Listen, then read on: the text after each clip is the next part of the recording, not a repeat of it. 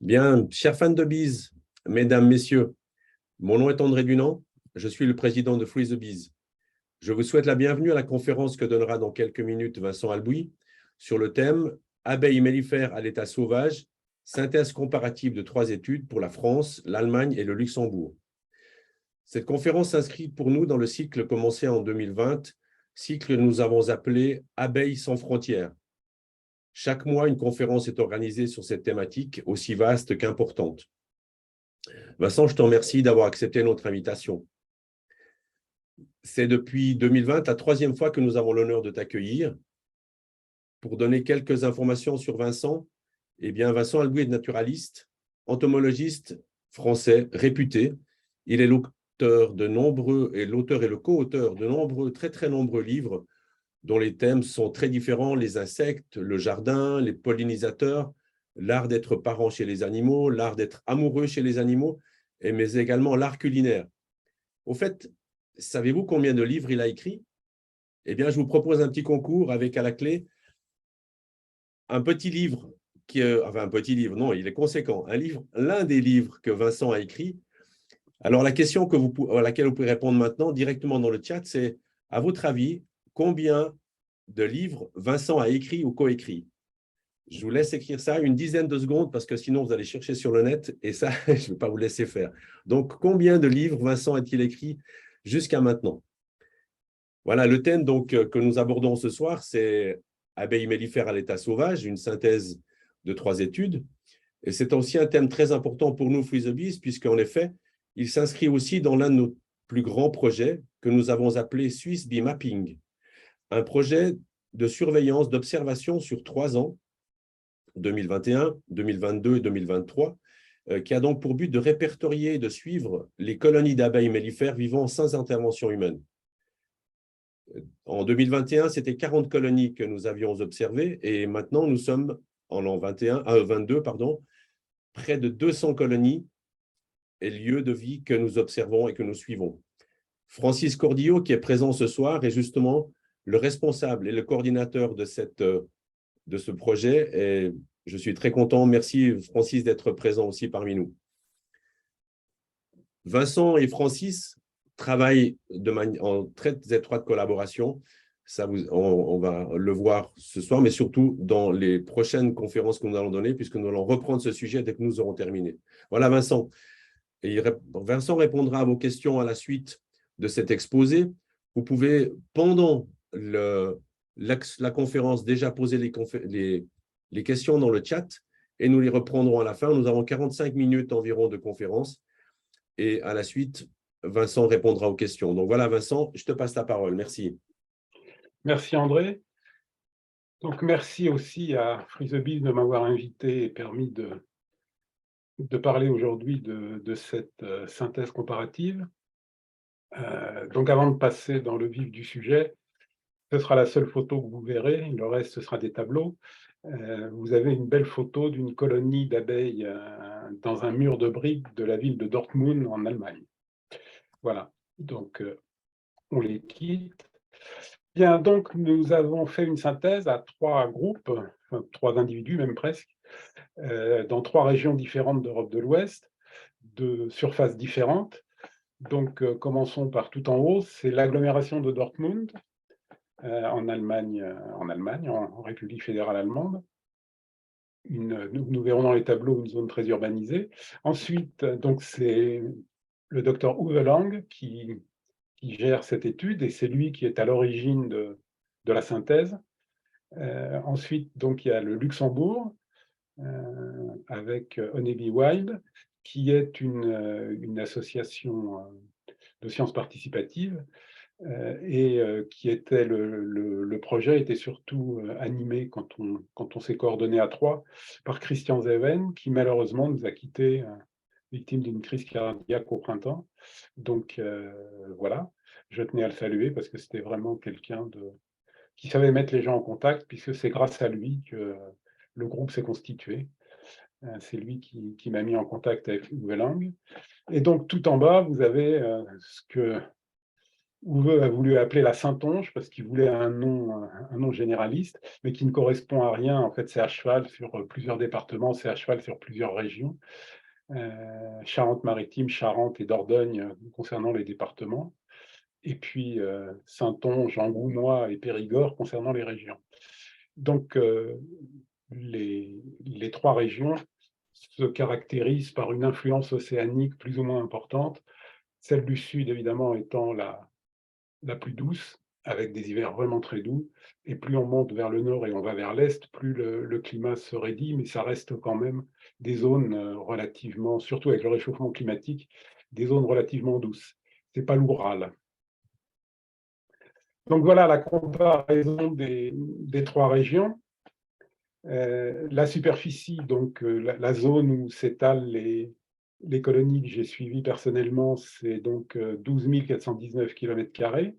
Le Grand-Duché, c'est 2586 et la métropole de Dortmund, c'est 280. Donc vous voyez un facteur quasiment de 5 chiffres pour le premier, 4 pour le deuxième, 3 pour le troisième.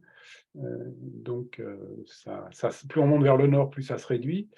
La densité de population suit la même courbe, en fait. La Saintonge, comparativement, est très peu peuplée, hein, 71,1 habitants au kilomètre carré. Le Luxembourg, c'est déjà un peu plus conséquent, 243,6.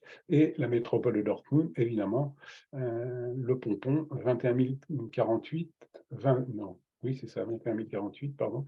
Et donc, on voit aussi 2 chiffres, 3 chiffres, 4 chiffres, c'est une progression logarithmique.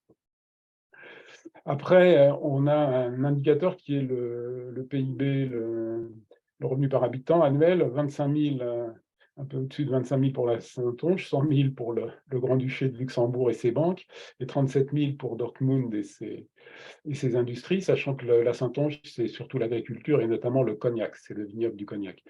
Donc, pourquoi cet indicateur? Moi, a priori, ça ne me semblait pas très pertinent, mais Houveut y a tenu parce qu'on avait eu un débat sur les colonies à l'état sauvage dans la ville de Belgrade qui était assez importante en nombre, et il me disait qu'à Dortmund, il y en avait moins, et que notamment, c'est probablement lié au niveau de vie qui fait qu'il y a des bâtiments moins entretenus, plus susceptibles d'être colonisés par les abeilles dans une ville à faible niveau de vie que dans une ville à haut niveau de vie.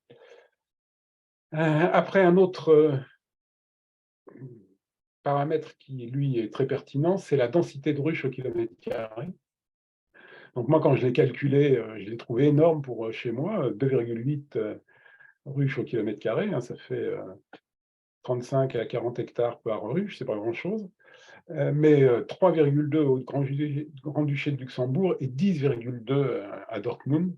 Donc on voit que l'apiculture urbaine maintenant, qui est depuis une dizaine d'années s'est fortement développée, est à mon avis arrivée à un niveau de saturation quand même très important, puisqu'on va voir maintenant les parts de surface boisées, donc 20,3 pour la Saintonge, 36,5 pour le Grand-Duché et seulement 10 à 14 pour Dortmund. La surface agricole, évidemment, là c'est en Saintonge que c'est plus développé, les 2/3, 65,5. Ça reste conséquent au Grand-Duché du Luxembourg, 52,5. Par contre, c'est beaucoup plus marginal, 23 chez nos amis allemands. Et la part de l'artificialisation des sols, en fait, hein, agglomération, route, sport, c'est 9% en Saintonge, 10,5% au Grand-Duché du Luxembourg, ça reste comparable. 65 à 67% dans la métropole de Dortmund. Donc on a des situations très contrastées entre la Saintonge et Dortmund, et au milieu, on a le Grand-Duché du Luxembourg qui est intermédiaire ou atypique. Donc ça, c'est pour placer le décor. Maintenant, on a fait 3 programmes de suivi. Donc, comment c'est synthétisé cette synthèse, en quelque sorte? Donc, moi, personnellement, j'ai commencé à m'intéresser aux abeilles à l'état sauvage, on va dire de manière soutenue à partir de 2009-2010, par rapport à des problèmes de logement que pouvaient avoir des essaims qui se logeaient n'importe où. Je me suis dit, tiens, ils doivent manquer d'endroits où nicher.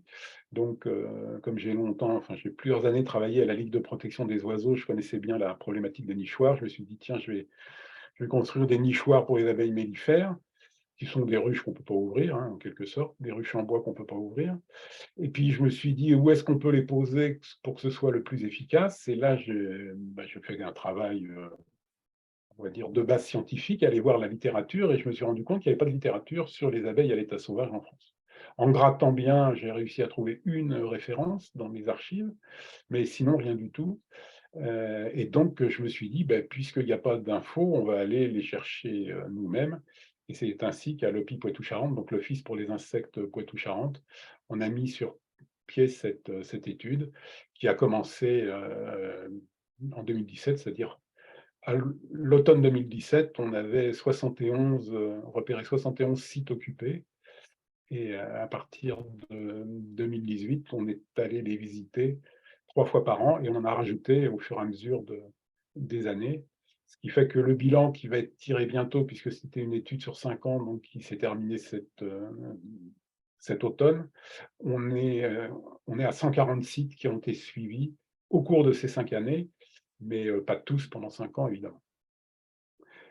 Au Grand-Duché de Luxembourg, c'est un peu plus. Donc nous, c'est parti d'entomologistes et pas d'apiculteurs.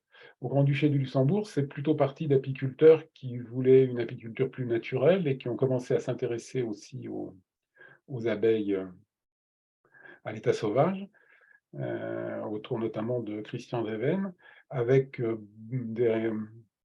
beaucoup de relations avec les forestiers, c'est-à-dire ils ont plutôt cherché dans les forêts, pas spécialement dans les agglomérations, alors que nous, on les va chercher partout, et la majorité de nos colonies sont dans du bâti, dans des petits villages, et pas dans des arbres en forêt. Et ça a commencé un peu plus tard que nous, on verra tout à l'heure quelques tableaux.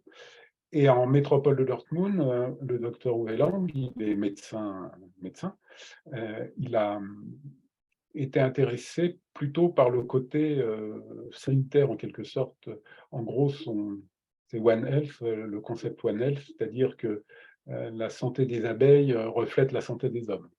Donc, c'est le côté médecin qui ressort. Donc, c'est pour ça que il avait mis certains. Dans la comparaison des 3 régions, il avait mis certains critères qui ne me seraient pas venus à l'esprit spontanément. Mais lui, il avait ça dans la tête. Donc voilà ces 3 études. Donc c'est Uwe Lang qui a créé le protocole, en quelque sorte, de comparaison. Il a pris dans chaque région un couple le plus proche possible de un site dans du bâti, ou enfin en fait un site dans un arbre et un site dans du bâti ou ailleurs, mais en tout cas pas dans un arbre, pour faire des couples de comparaison. Donc il y a 17 couples pour la Saintonge, il y en a 14 pour le Grand-Duché du Luxembourg, et il y en a 15 pour la métropole de Dortmund.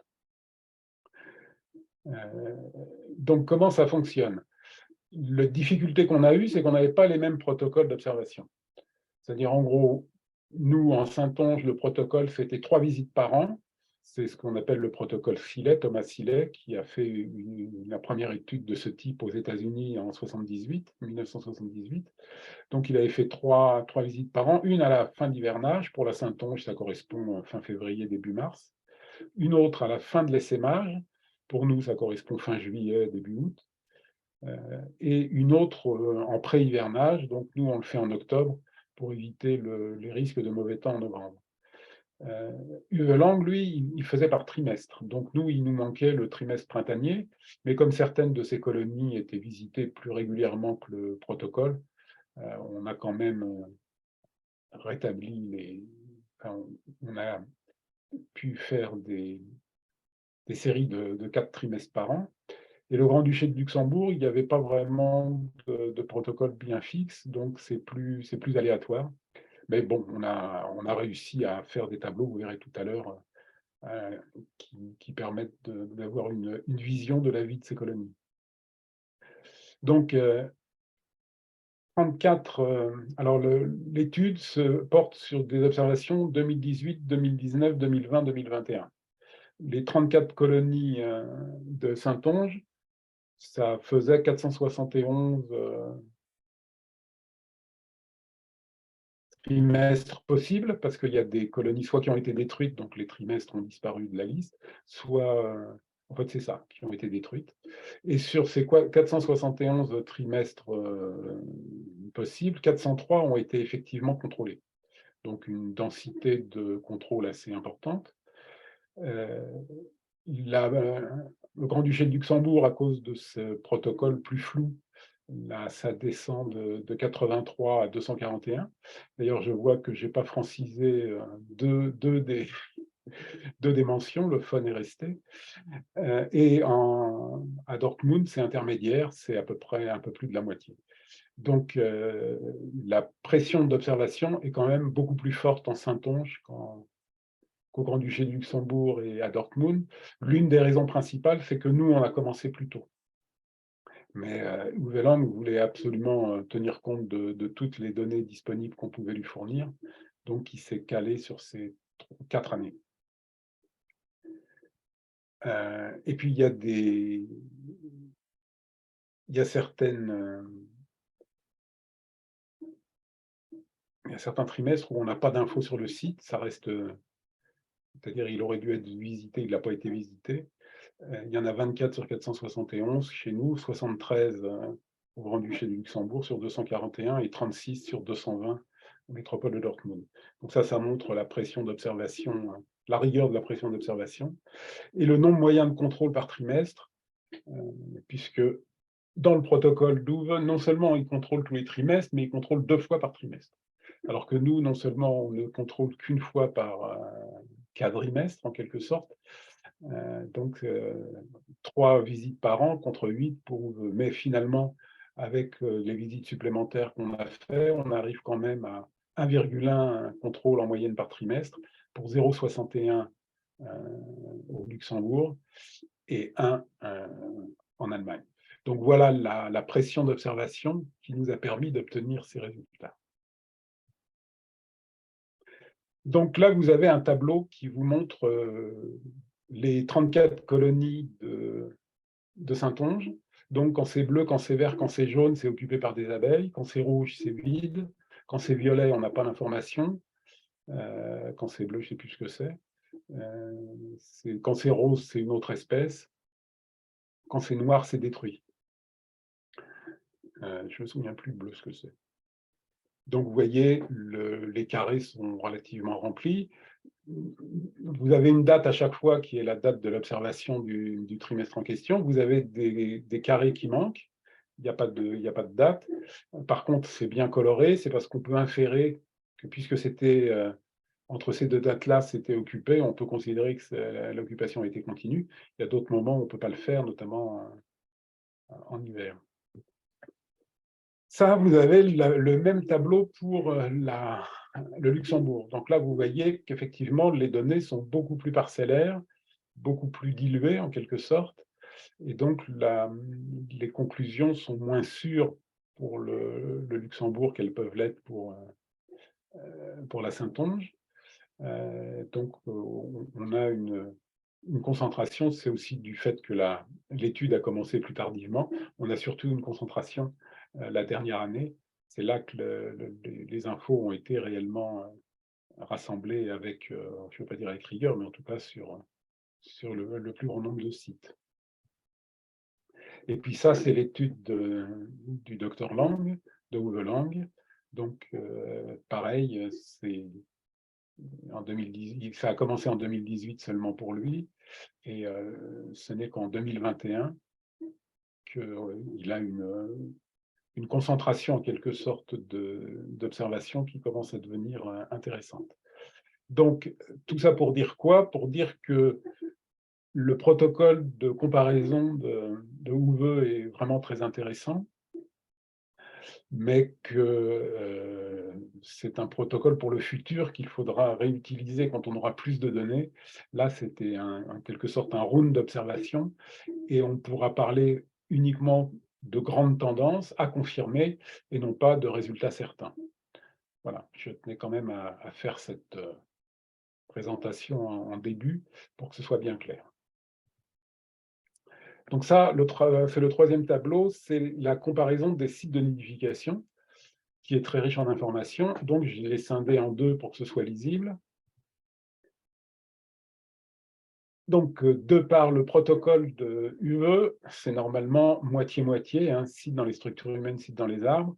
Pour le Grand-Duché du Luxembourg, il manquait de sites dans les structures humaines, hein, puisqu'ils ont surtout cherché dans les forêts, d'où la surreprésentation des arbres.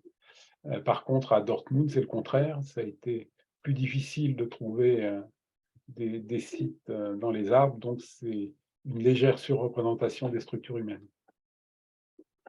Alors, l'une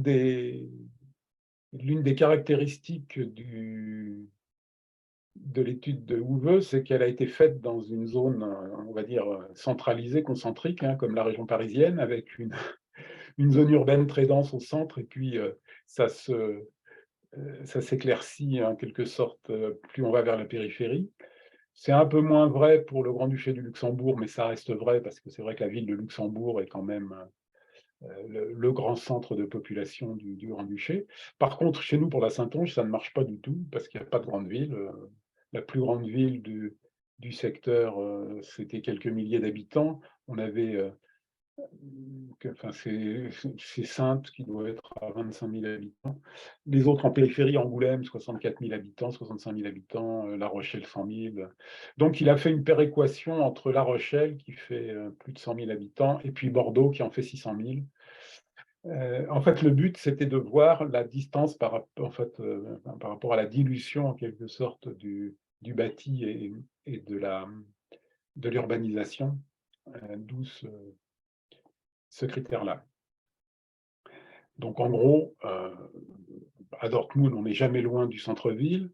Au Grand-Duché du Luxembourg, ça reste, c'est plus éloigné, mais ça reste modeste. Donc, pour la Saintonge, on est vraiment très loin des grands centres urbains. Donc, on peut dire que c'est du rural à 100%. Donc après, ce qui a été calculé, c'est le taux de repeuplement entre 2019 et 2021. Donc, un site vide, un site occupé qui a été vidé, en quelle proportion il est réoccupé. Donc, on voit que ça donne 40% environ en Saintonge. Alors, il y a des fourchettes parce qu'il y a à cause de trimestres qui manquent, il peut y avoir des ambiguïtés. Donc, autour de 40% en Saintonge, entre 11,5 et 68,8 au Grand-Duché de Luxembourg, parce que là, l'information manque, donc c'est pas... Et entre 45 et 65% pour Dortmund. Donc, ce sont des chiffres difficiles à utiliser à cause de ces fourchettes un peu importantes.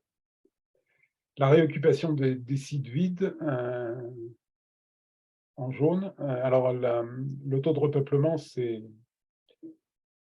quand un site était occupé. Pendant l'hivernage, c'est mort et c'était réoccupé par un essaim. La réoccupation d'un site vide, c'est quand il y a eu une interruption un peu plus longue. Donc, on voit que les taux de réoccupation des sites vides sont moins nombreux. C'est-à-dire, en gros, un site, quand il est actif, il va être très vite réoccupé. Et puis, à un moment donné, il y a des sites qui vont être abandonnés et qui ne vont plus être réutilisés par les abeilles, ou en tout cas, pas avant un laps de temps assez important. Les occupations continues, c'était la couleur verte sur les graphiques.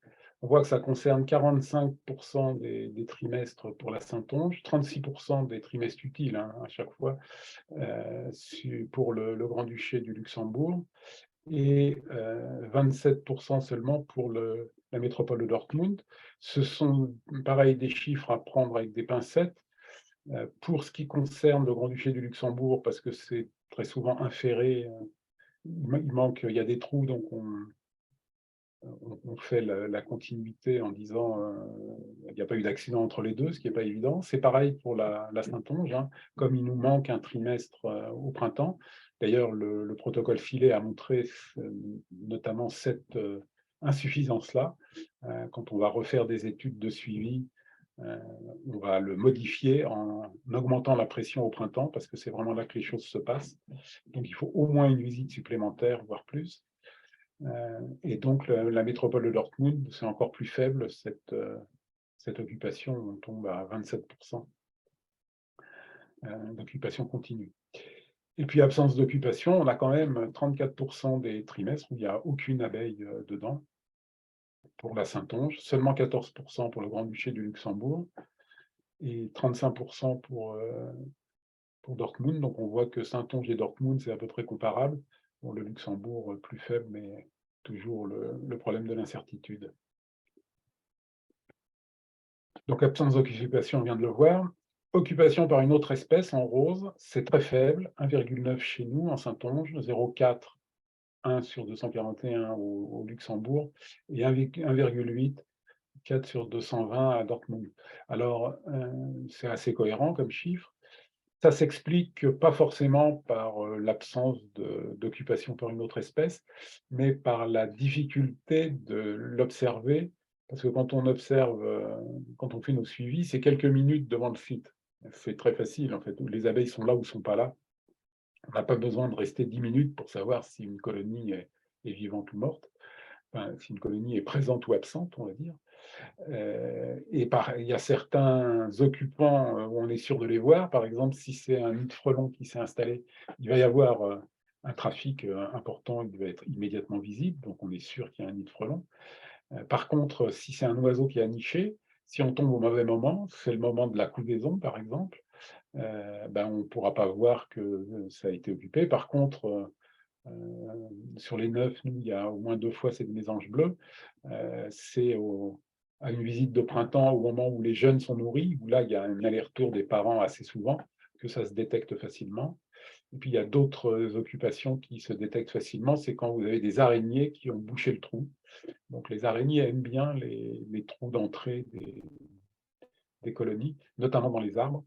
Et donc, c'est régulier que c'est un peu comme dans la Bible, hein, Dieu a fait immédiatement réapparaître la toile d'araignée devant... Non, c'est peut-être le Coran.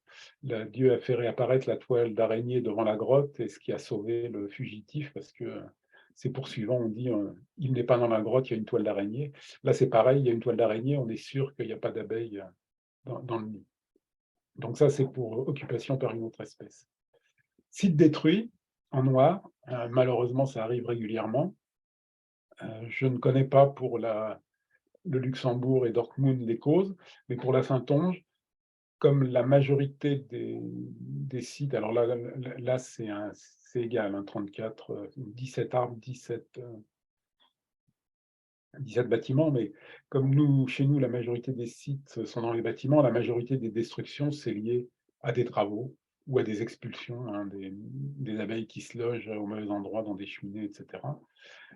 Très souvent des ravalements, des travaux, surtout quand c'est sur des vieux édifices, une église qui va être rénovée, par exemple, c'est catastrophique pour les abeilles. Et quant aux arbres, on a détecté 3 raisons. La première, qui pourrait paraître la plus fréquente et qui, chez nous, a été la plus rare, c'est l'abattage de l'arbre, sa chute suite à une tempête. Par contre, 2 autres cas, c'est la cicatrisation du trou. Ça, c'est très fréquent, notamment sur les frênes. On a 5 cas de frênes qui ont cicatrisé et qui ont bouché le trou. Et on a aussi la prolifération du lierre qui va finalement boucher aussi le trou par son feuillage et surtout ses tiges. Voilà. Donc, si on fait un total de l'occupation par les abeilles, c'est-à-dire les couleurs jaune, bleu et vert qu'on a vu tout à l'heure, il y a en Saintonge plus de 50%, 56,5% des trimestres qui sont occupés, enfin où il y a des abeilles dans les sites surveillés. On est à 53% pour le Luxembourg, et on est seulement à 44% pour Dortmund. Et si on calcule des sites attractifs, c'est-à-dire des sites qui sont occupés au moins 2 ans, on en a 88,2%. Alors c'est au moins 2 ans, pas forcément par la même... il peut y avoir une colonie 1 an, la colonie meurt pendant l'hiver, mais l'année d'après, elle est tout de suite réoccupée, hein. Ou alors la colonie a survécu à l'hiver. Donc dans ces sites attractifs, occupé au moins 2 ans. C'est 88,2% en Saintonge, 50% au Luxembourg, 40% à Dortmund. Site très attractif, occupé chaque année, donc il n'y a pas d'interruption, même si ce n'est pas la même colonie, il peut y avoir une mortalité hivernale chaque année pendant toutes les 4 années, il y a eu une occupation. On est à la moitié des sites en Saintonge, 28,5 au Luxembourg et 13,3 à Dortmund. Alors, ce qu'on appelle les sites salubres, c'est les sites où la survie de la même, alors pas de la même colonie, de la même souche, puisqu'il y a forcément un essaimage au moins, ou deux, mais un site où la survie, l'occupation a été continue au moins pendant 2 ans. C'est les 2 tiers en Saintonge, 32, un tiers au Luxembourg et 13,3% à Dortmund. Et les sites qu'on veut coloniser en continu sur 4 ans, il y en a 10% environ en Saintonge, 3-4 sur 34, entre 0 et 14% chez les Luxembourgeois, et entre 3 et 6%, 3 et 7% à Dortmund. Et en fait, la durée moyenne d'occupation, donc elle est supérieure à 3,75 trimestres.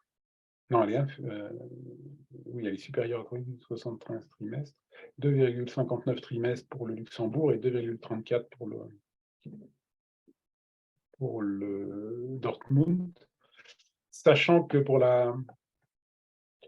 l'étude 2017 qui a commencé en 2018-2022, qui vient de se terminer, j'ai fait le calcul, alors pas sur les trimestres, sur les quadrimestres, mais j'arrive à un chiffre à peu près identique, c'est-à-dire 2,93 quadrimestres, c'est-à-dire quasiment un an aussi d'occupation.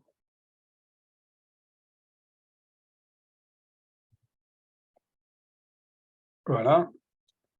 Donc ça, c'est une brève comparaison des 3 programmes de suivi. Donc sur les 34 sites suivis en Saintonge, il y avait 31 colonies en 2019, puis 29 en 2018-2019, 29 en 2019-2020, 23 en 2020-2021, 23 en 2021-2022. Pour le Luxembourg, c'était 9, 14, 16, 21. Et pour Dortmund, 6, 11, 11, 20. Alors, comment ça s'explique? Ça s'explique par le fait qu'en Saintonge, les colonies, le pool de colonies était complet dès le début. Donc, on voit qu'il y a une usure le pool des sites, plutôt, était complet dès le début. Donc, on voit qu'il y a une usure des sites au fil du temps, c'est-à-dire que les sites, ils ne sont pas réoccupés ad vitam aeternam, ils vont être occupés pendant quelques années, puis à un moment donné, cette occupation va s'interrompre, pour reprendre ensuite d'ailleurs, parfois. Par contre, au Grand-Duché du Luxembourg et à Dortmund, comme de nouveaux sites sont arrivés chaque année, ça masque cet aspect-là.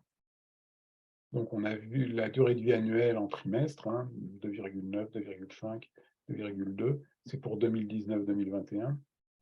La mortalité estivale, on est à 31,5% sur 24 sur 76.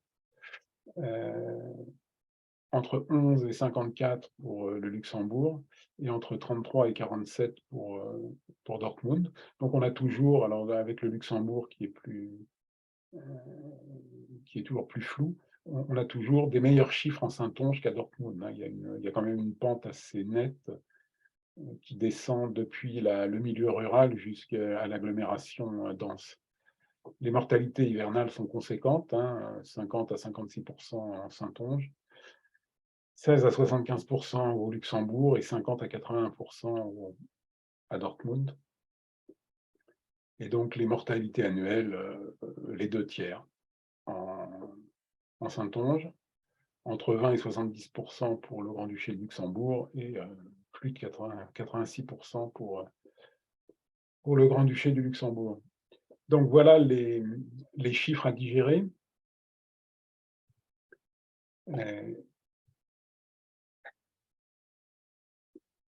Donc, la conclusion générale qu'on en tire avec Uwe Lang, c'est que plus le nombre de ruches est important, pour moi, plus la densité de population est importante pour lui, moins les abeilles se portent bien. Donc, on a une petite différence. Lui, comme c'est un médecin, il voit le côté on va dire, sanitaire. Et pour lui, c'est vraiment la pollution des villes densément peuplées, c'est vraiment les conditions de vie qui ne sont pas idéales, qui fait que les abeilles souffrent comme les hommes et donc sont moins en moins bonne santé qu'à la campagne. Moi qui vis à la campagne et qui sais qu'il y a quand même pas mal de... On est en zone de vignoble, hein. Le vignoble du Cognac, c'est quand même assez dense. On a des quantités on va dire, de pesticides projetés dans les airs qui sont assez conséquentes. Donc, je ne sais pas si la qualité de l'air par chez moi est meilleure. C'est peut-être pas la même pollution, mais elle est peut-être pas meilleure. Par contre, ce qui me semble important de voir, c'est cette très importante concentration de ruches à Dortmund. Donc, c'est un peu pareil qu'à Paris pour la France. C'est-à-dire, si vous regardez le nombre de ruches au kilomètre carré à Paris, vous en avez plus que le nombre de ruches au kilomètre carré en Lozère. Alors pourquoi je prends la Lozère? C'est parce que Paris, c'est le département français le plus densément construit, 95% de surface bâtie. Par contre, la Lozère, c'est le moins, 5%. Donc il y a quand même un problème, que ce soit là où il y a le moins de nature, que c'est là où il y a le plus d'abeilles. Pour Dortmund, pour moi, c'est un peu pareil, c'est-à-dire que la concentration en abeilles, avec en face, on l'a vu en début, les très faibles surfaces, on va dire, végétalisées qui permettent de nourrir les abeilles, je pense que c'est pour moi ça qui explique en grande partie cette différence de survie et de dynamique des populations des abeilles entre la Saintonge et Dortmund. Il y a peut-être aussi un facteur sanitaire de la pollution de l'air, mais je suis moins affirmatif que vous. Maintenant, il faut de toute façon, cette étude telle qu'on l'a faite, c'est une étude presque expérimentale. En fait, cette synthèse telle qu'on l'a faite, elle est expérimentale. Ça nous a permis de tester les différents indicateurs, en quelque sorte, que nous avons retenus. Et il faudra d'autres données déjà plus importantes, plus homogènes, en quelque sorte, c'est-à-dire plus continues, pour arriver à départager les différentes hypothèses. Mais en gros, je remets fortement en question l'idée qui voudrait que la ville soit mieux pour les abeilles que la campagne, parce qu'il n'y a pas d'insecticides, il n'y a pas de pesticides en ville.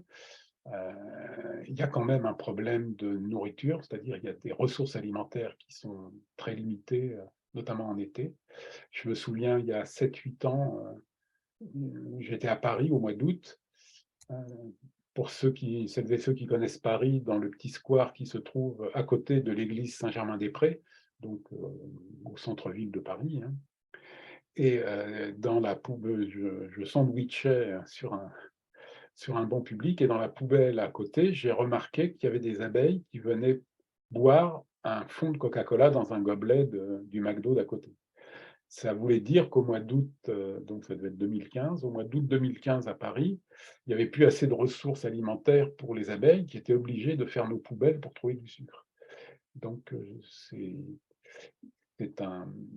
indépendamment de la pollution par les pesticides, la pollution de l'air, parce qu'il y a aussi en ville évidemment la pollution atmosphérique liée aux industries pour Dortmund, plus la circulation automobile, indépendamment de cette pollution de l'air qui est négative, je pense qu'il y a aussi pour les villes ce problème de ressources, même si dans ma campagne à moi, les ressources sont quand même limitées par moment, et notamment aussi en été, mais pas d'une manière aussi dramatique que dans la ville de Dortmund, sachant que on est à 2,8 pour la Saintonge et plus de 10 pour Dortmund, c'est-à-dire quasiment 4 fois plus de ruches. On avait potentiellement 4 fois plus d'essaims pouvant s'échapper. Donc le fait que les populations d'abeilles à l'état sauvage à Dortmund sont si faibles montre bien qu'il y a un problème, effectivement, un problème sanitaire important à discuter. Peut-être que les deux, d'ailleurs, les deux conjuguent leurs effets, mais pour l'instant, ça reste un peu reste un peu flou pour moi, je ne peux pas décider entre les deux. Pour le Luxembourg, les données pour l'instant étant un peu fragmentaires, c'est difficile d'y voir, surtout que le Luxembourg est intermédiaire, c'est-à-dire il y a bien une agglomération, mais ce n'est pas là qu'il y a les colonies, donc c'est plutôt des colonies forestières. Donc là, c'est pareil, il faudra attendre d'avoir plus de données dans le futur et on pourra affiner l'analyse. Mais le côté forestier doit contrebalancer le côté urbain, sachant que les forêts modernes ne sont pas forcément non plus les forêts les plus idéales pour les abeilles, pour deux raisons. D'abord, une raison de monoculture. Évidemment, quand ce sont des forêts plantées d'une espèce ou de seulement deux espèces, notamment de résineux, ce n'est pas très intéressant pour les abeilles. Donc là, elles ont aussi un problème de ressources. Et puis pour un problème de fermeture du milieu, c'est-à-dire les forêts modernes sont... Il n'y a pas de clairière herbacée dans lequel viendraient paître les bisons et les aurochs de la préhistoire. Donc il y a un manque de ressources, il y a un manque d'ouverture, un manque de ressources en fleurs herbacées qui peut être important dans une forêt naturelle où il y a des grands herbivores qui manqueraient. Donc on a le fait qu'il y ait beaucoup d'arbres, ce n'est pas forcément non plus bien pour les abeilles.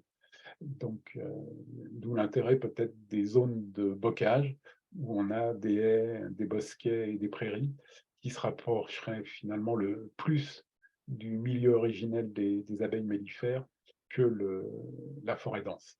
Donc voilà ce qu'on peut tirer de cette synthèse de 3 études, sachant qu'une année supplémentaire c'est ajouté.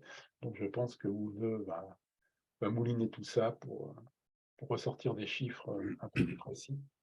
Mais sachant que nous, pour notre suivi, il s'arrêtait à l'automne, à la 2022, donc l'enquête s'arrêtera là. On va passer à une autre aventure, justement dans les forêts. Donc voilà, j'ai terminé ma présentation, je suis à l'écoute de vos questions. Merci Vincent pour toutes ces infos. C'est effectivement un sujet extrêmement dense et des informations multiples. C'est impressionnant. Les conclusions à tirer sont encore, je pense qu'il y aura des études à faire sur les conclusions. Il y a beaucoup d'informations. C'est vraiment riche. Merci. Dans les premières questions que l'on a reçues, tu parlais d'espèces qui ont remplacé les colonies. Tu peux dire quel genre d'espèces sont venues pour coloniser? Alors, sur ces 34 sites-là, je ne me souviens plus précisément, mais sur mes 140 sites que je viens de repasser là,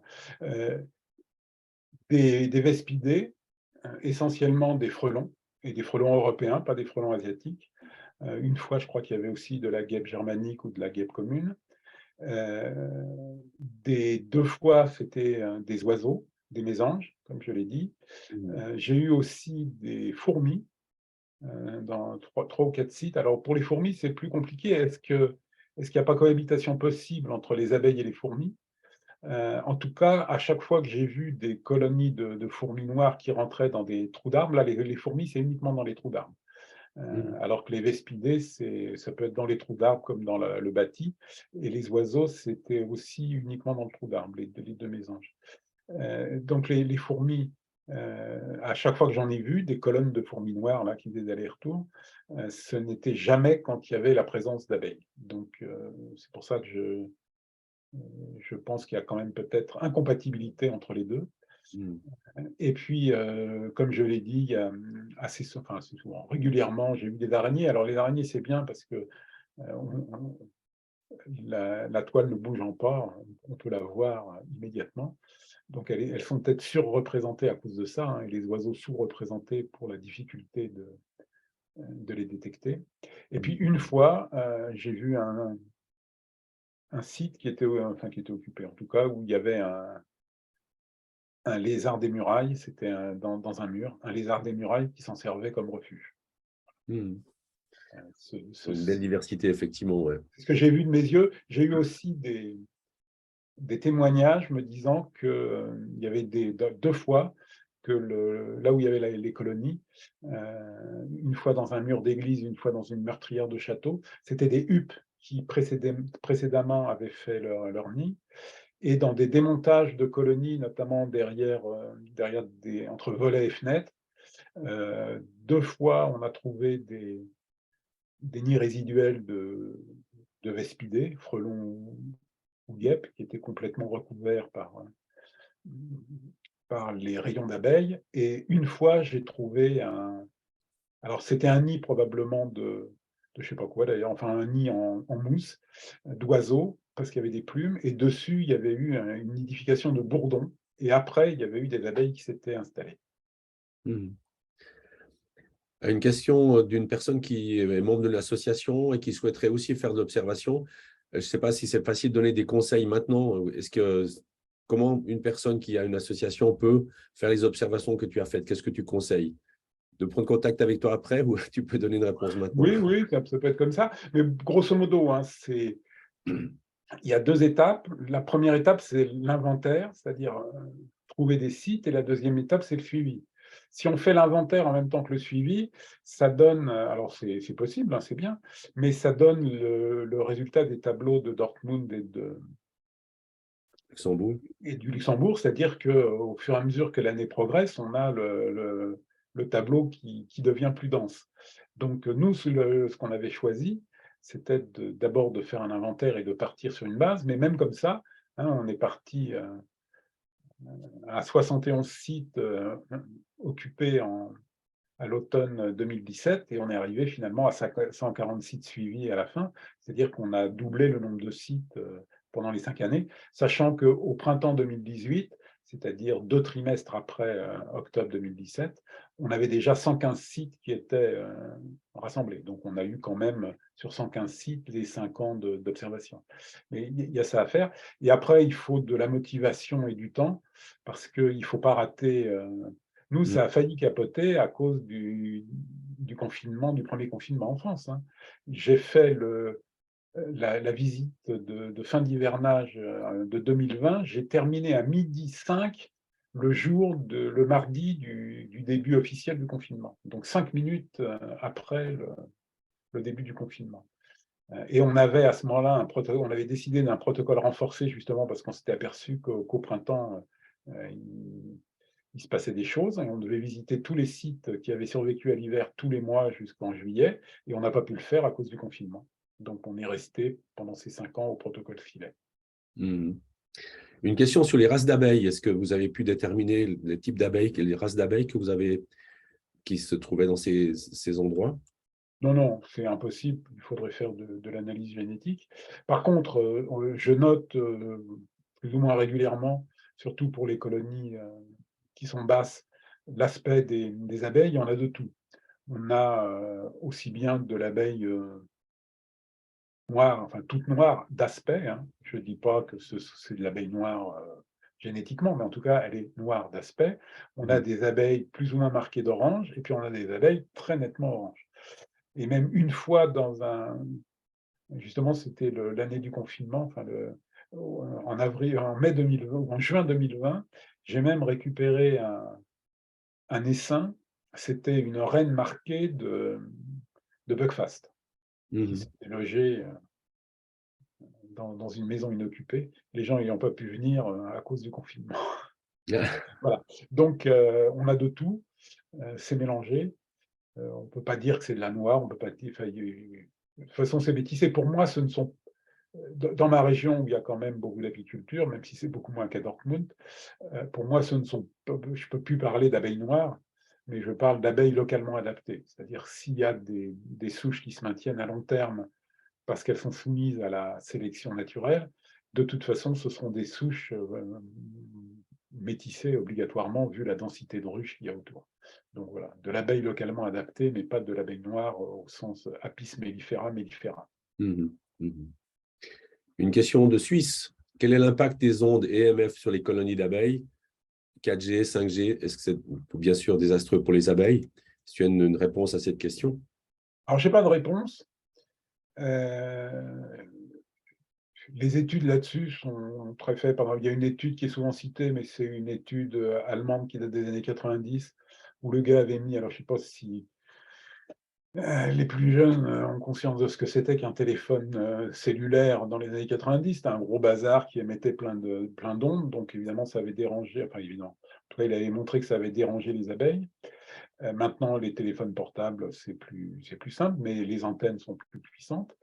Ce que je peux dire, ce que je disais en tout cas il y a quelques années, c'est que on ne notait pas de mortalité importante de colonies d'abeilles à Paris, qui était la zone de France où il y avait le plus d'antennes. Mm. Donc pour moi, il n'y avait pas de relation entre antennes et mortalité.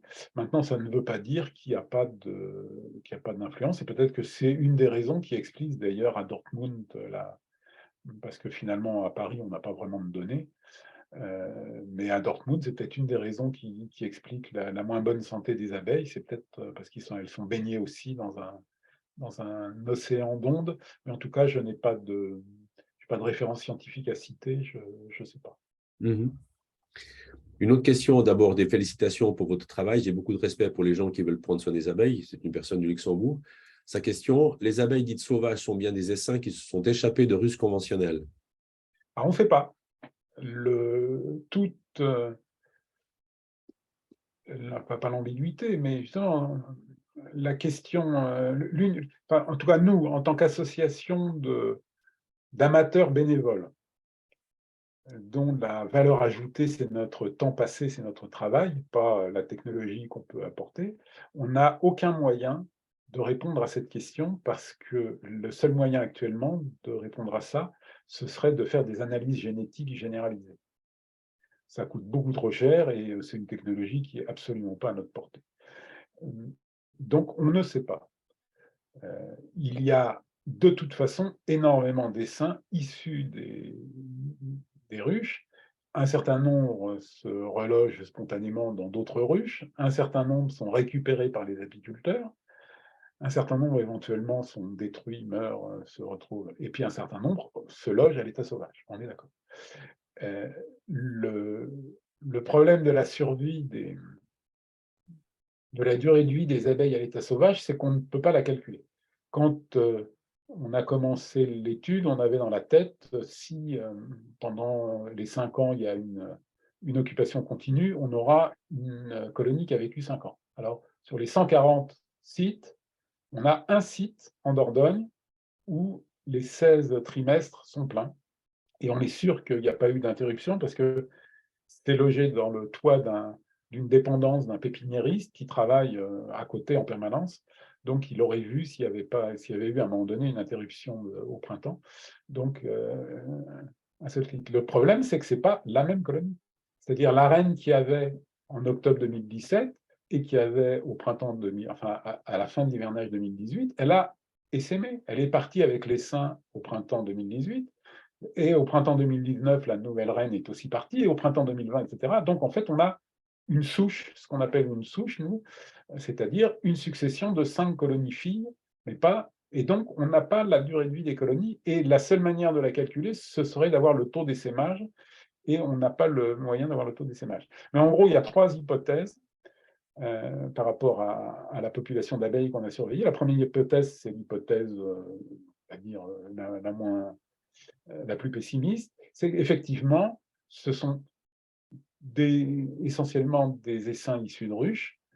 Il y a aussi des essaims issus de ces colonies à l'état sauvage, hein, puisque certaines survivent à l'hiver. Mais essentiellement des essaims issus de ruches, et sans ces essaims issus de ruches, la population s'éteindrait. C'est généralement le discours des apiculteurs. Il est peut-être vrai, en tout cas pour l'instant, nous, on ne peut ni le valider ni l'invalider. Les 2 autres hypothèses qu'on a, c'est soit on a deux sous-populations, en quelque sorte, une sous-population sauvage qui peut survivre sans l'apport des essaims, et une sous-population qui essaime en masse des ruches, mais qui meurt aussi en masse parce qu'elles ne sont pas adaptées aux conditions locales. Seule la génétique pourrait nous permettre de décider entre les deux. Ou la troisième hypothèse, c'est pas celle qui a ma préférence, mais c'est celle en tout cas qu'on va tester, c'est que ce serait peut-être spatialement qu'il y aurait des différences. C'est-à-dire dans les zones où il y a moins de pression apicole, on aurait des populations à l'état sauvage autosuffisantes, c'est-à-dire qui peuvent se maintenir toutes seules sans l'apport des ruches. Par contre, dans les zones où l'apiculture est importante, on n'aurait pas ça, ce qui pourrait expliquer d'ailleurs aussi en partie le problème de Dortmund, c'est-à-dire que ce sont des essaims inadaptés qui sortent des ruches, donc de toute façon, il y a une mortalité importante. Et voilà. Donc, pour l'instant, dans l'état actuel de nos moyens, on ne peut pas décider. Donc, l'évolution de nos études, on arrête là le suivi de 5 ans, il nous a appris ce qu'on voulait apprendre, et on a un partenariat avec l'ONF pour essayer de trouver dans 2 forêts domaniales de notre région, la forêt de la Couvre en Charente-Maritime et la forêt de la Braconne en Charente. La Couvre, plus de 6 000 hectares, la Braconne, plus de 4 000 hectares. Ce sont des zones en Natura 2000, donc des zones protégées, où il n'y a pas ou très peu d'apiculture. La forêt de la Couvre, en plus, elle est isolée à l'ouest par la mer, au nord par le Coureau d'Oléron, donc un bras de mer, et à l'est par les marais de la vallée de la Seu, donc il n'y a que de l'ostréiculture. Donc ça fait vraiment une sorte de petit isolat. Au sud, en plus, c'est l'agglomération de Mont-Royan. Le problème, c'est que c'est 87,5% de pins maritimes, donc c'est pas très attractif pour les abeilles. Par contre, la forêt de la Braconne, c'est énormément de feuillus, très divers. Mais c'est moins, 4400 hectares, je crois. Et puis surtout, tout autour, il y a plus d'apiculture, parce que ce n'est pas isolé du tout. Et donc, on va essayer de détecter déjà s'il y a des populations d'abeilles à l'état sauvage dans ces forêts. On sait qu'il y en a à la Braconne, parce qu'on a déjà 5 sites, dont 4 occupés en 2022. Pour la Couvre, on ne sait pas du tout. Et si on a bien des populations, à ce moment-là, on est en train de faire un partenariat aussi avec un chercheur du CNRS pour faire des prélèvements, pour qu'il fasse les analyses génétiques, pour qu'on en sache un peu plus et voir si on a une différence génétique de ces populations avec les populations gérées des alentours. Mais ça va être encore plusieurs années et ça va nous demander du travail de terrain. Déjà, rien que pour repérer est-ce qu'il y a une population ou pas, et repérer les nids, ça va être passionnant, mais chronophage. Une autre question, est-ce que les sites très attractifs pourraient être de la même souche? S'il y a occupation continue, c'est forcément la même souche. Après, l'avantage, entre guillemets, de l'apiculture, c'est qu'on a accès au cœur du nid. On ouvre et on voit ce qui se passe, on sait ce qui se passe. Nous, quand on étudie à l'état sauvage, on n'a pas accès au cœur du nid. Donc, on ne sait pas. Donc, par exemple, l'exact inverse de la colonie de Dordogne que j'ai citée tout à l'heure, 16 trimestres d'occupés, j'ai un châtaignier à côté de chez moi, un vieux châtaignier creux avec un trou de pic. Il y avait une colonie qui l'a occupé en 2016, et depuis 2017, je suis le site plusieurs fois par an, et il n'y a pas de réoccupation. Pourquoi? Alors, je ne sais pas. Est-ce que le trou finalement est bouché? Est-ce que le trou est trop grand, trop petit, trop... donc, on a du mal à savoir pourquoi un site va être régulièrement réoccupé, pourquoi il ne va pas être régulièrement réoccupé.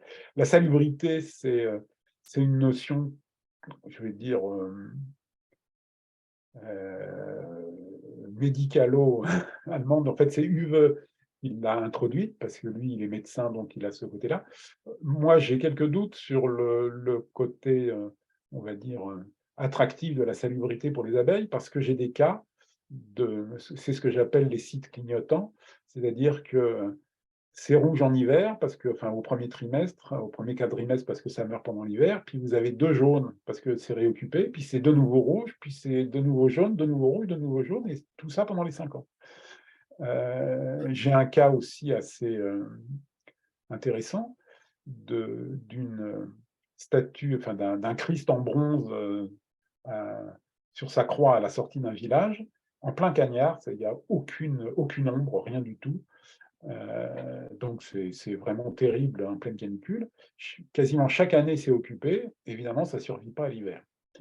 Donc, et pourtant, les abeilles reviennent. Donc, je me dis, est-ce qu'elles ont vraiment comme critère la salubrité ou le confort quand elles s'installent, ou est-ce que, à cause justement du fait qu'il y ait plein d'apiculture et beaucoup d'essaims vagabonds, finalement, elles se logent là où elles peuvent, et même dans des endroits où elles sont condamnées à mort parce que ça ne leur convient pas. Alors, je trouve, là, ça a bougé. Je trouve aussi que ça fait pas mal de colonies sacrifiées pour ce projet. Il n'est pas obligé de dire la parenthèse à haute voix en prenant, pardon, en prenant seulement compte de l'emplacement sans la sélection de l'abeille elle-même, alors qu'en occupant plusieurs ruches sur un même rucher, on peut noter de grandes différences.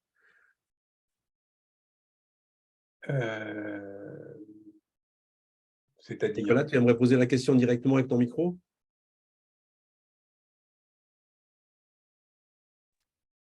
Oui, ma question c'était, au fait, là, toutes les études, on voit bien que c'est à chaque fois des ruches et des emplacements. Et on regarde juste par rapport aux emplacements, c'est tel et tel emplacement que les ruches ils y sont, elles sont peuplées en continu.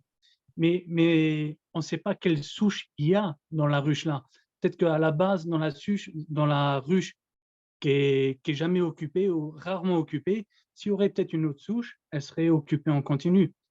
Je dis ça parce qu'on a eu l'expérience, il y a des ruchers où on voit on a une ruche qui va pas passer l'hiver, mais d'autres qui vont passer l'hiver. Ou parfois même un rucher qui va très bien hiverner et le rucher du voisin juste à côté, eh ben, il aura plein de problèmes. Donc, je pense que c'est aussi un facteur génétique. Et, et là, on ne parle pas du tout de ça, au fait, dans cette étude. C'est que c'est cette l'emplacement étude, qui compte. comme je l'ai dit, on n'a pas la technologie génétique. Donc, nous, on ne peut pas se référer à la génétique. Par contre, je suis d'accord, il y a très probablement un facteur génétique, c'est-à-dire il y a des souches qui sont inadaptées et qui vont être éliminées tout de suite, et il y a des souches qui sont bien adaptées et qui vont perdurer, celle de Dordogne par exemple. Par contre, par rapport aux sites, on a des sites où ça meurt chaque année. Alors, est-ce que c'est lié à la souche ou est-ce que c'est lié au site lui-même? C'est compliqué, mais je suis d'accord, notre étude, elle n'est que très partielle parce qu'on n'a accès qu'à une partie de l'information, très petite, et on n'a pas l'ensemble de l'information qui permettrait de décider de ce qu'il en est exactement. Donc, on va dire, comme on a très peu d'informations jusqu'à présent, on avait très peu d'informations sur les abeilles à l'état sauvage en Europe, notamment en Europe de l'Ouest. Ça amène des données, mais il en faudra beaucoup d'autres, les croiser, les étudier pour beaucoup mieux comprendre ce qui se passe. Et de toute façon, comme ça évolue en permanence, dans 10 ans, les données qu'on vient de recueillir maintenant, elles seront plus pertinentes pour le présent. Elles sont pertinentes seulement pour le passé et pour une comparaison avec le nouveau présent. Donc, c'est très compliqué. Mais étudier les abeilles mellifères à l'état sauvage, voilà, c'est pas évident parce que il manque effectivement ce grand confort qu'ont les chercheurs qui travaillent sur les ruches. D'ailleurs, c'est aussi pour ça que ce sont surtout des travaux qui ont été conduits sur les ruches. C'est parce qu'avec la ruche, on peut avoir accès à l'intérieur et on peut mieux comprendre qu'est-ce qui se passe, pourquoi ça se passe. Et dans le cas des ruchers qui vont mal à côté de ruchers qui vont bien, qu'est-ce qui s'est passé qui explique la chose?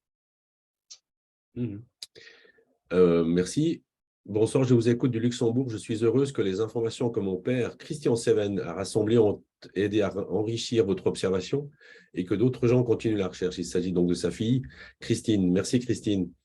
Oui, merci Christine. Votre père était vraiment quelqu'un de très sympathique et ça m'a beaucoup touché quand j'ai appris sa disparition. Le matin même, on conversait encore par mail interposé et quand j'ai reçu le mail qui m'informait de son décès, j'ai vraiment été... j'ai mis 24 heures avant de me convaincre que c'était la vérité.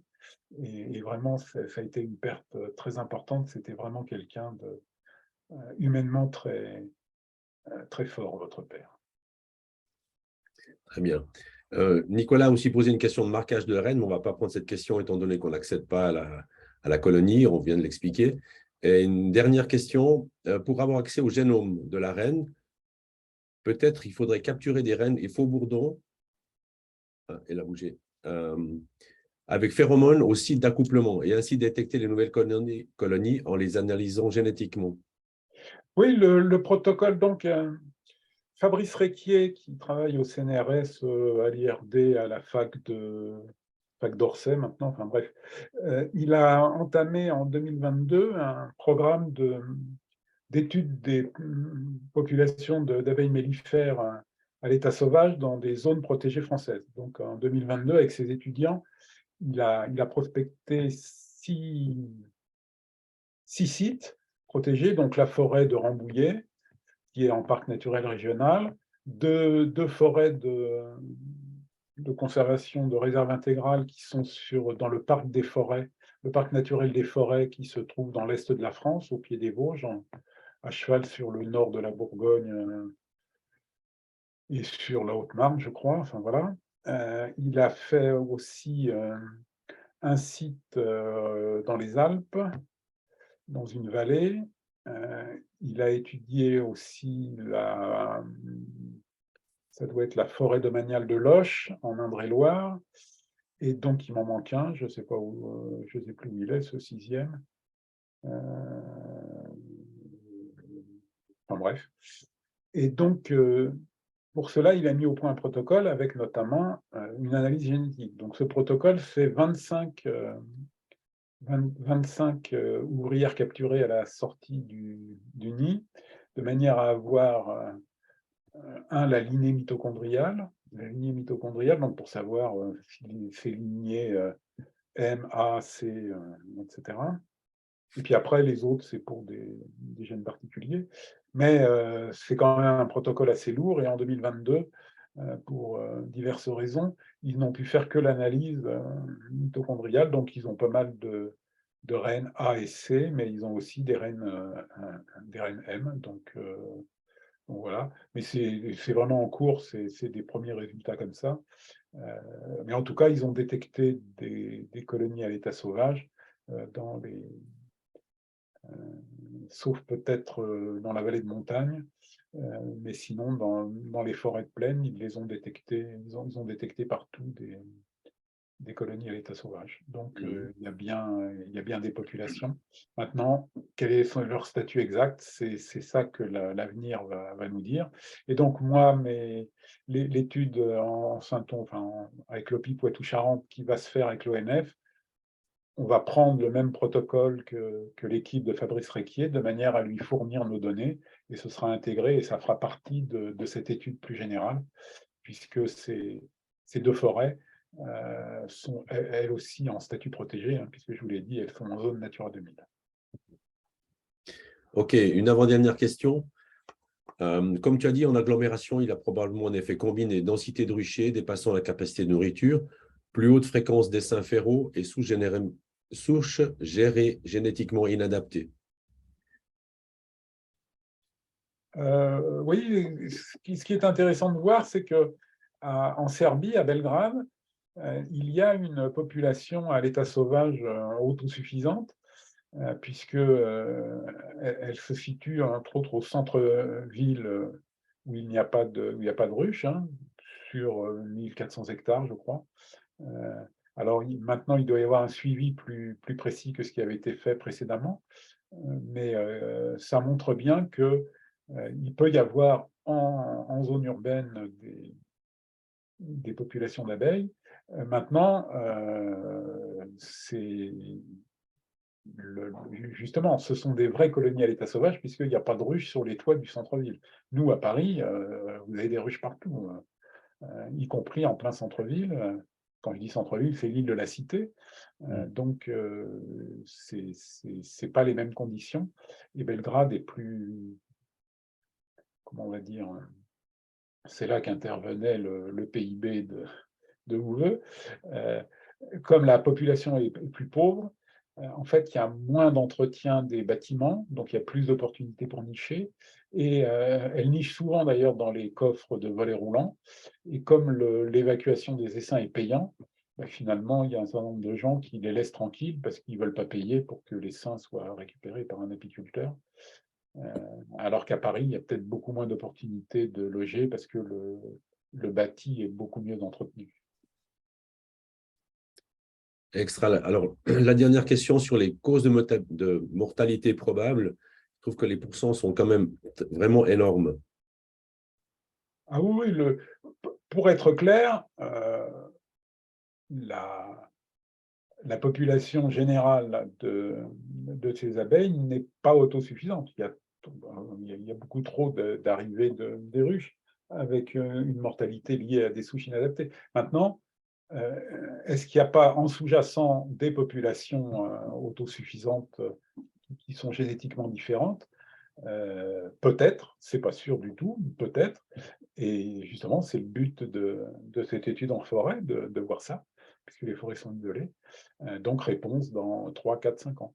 Je suis d'accord pour refaire une conférence quand il y aura les résultats de cette étude-là. Absolument. Et pour la personne qui va gagner ton livre, tu peux nous dire combien tu as écrit de livres ou co-écrit de livres? Je ne le sais pas, la dernière fois que j'ai compté, c'était l'année dernière, j'en étais à 125. Ok, alors moi, sur le net, j'ai lu 130. Donc, effectivement. Ah oui, ça a augmenté depuis. Et puis, c'est Exactement. toujours flou parce qu'il y a des rééditions, des machins, des trucs. Donc... Ouais. Un beau palmarès, effectivement, et de nombreuses sources d'informations aussi. Donc, c'est Noël qui a gagné le livre. Voilà. Merci à Noël de m'envoyer l'adresse postale que je puisse envoyer le livre. Voilà. Je vais conclure, effectivement, parce qu'il est 18h12, on avait parlé d'une heure. En tout cas, les questions étaient… Il y en a d'autres qui sont encore posées ici, mais à un moment donné, il faut bien qu'on s'arrête. Merci vraiment, Vincent, pour toutes ces informations, toutes ces sources et toutes ces explications aussi que tu as données par la suite. Et je souhaite une bonne soirée à tout le monde. Merci beaucoup Voilà. pour votre attention. André, ce que je te suggère, c'est faire comme la dernière fois, c'est-à-dire tu m'envoies les questions avec les mails et je répondrai en direct à ces questions. Avec plaisir, volontiers. D'accord, très bien. Magnifique. Merci à tout le monde. Au revoir et bonne soirée. Merci à tout le monde de m'avoir écouté. Au revoir. Merci Vincent. Merci beaucoup. Bonsoir et à bientôt. À bientôt, Francis. Merci. Ciao. Ciao, Francis. Super. Ciao André. Et les autres. Merci, Francis. Ciao. Merci à tous. J'ai copié les questions là. Parfait.